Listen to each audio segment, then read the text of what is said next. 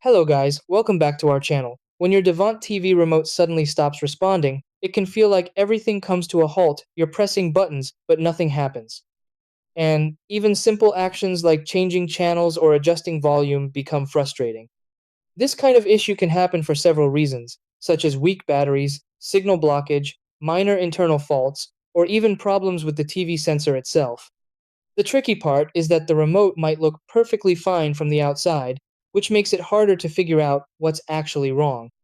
Instead of assuming the remote is completely dead, there are a few simple checks and fixes you can try that often solve the problem within minutes. Try these.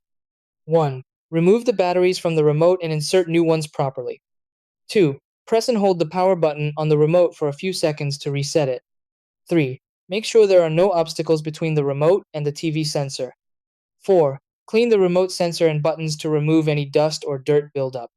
5. Check the remote signal using your phone camera to confirm it is transmitting. 6. Restart your TV by turning it off and unplugging it for a few minutes.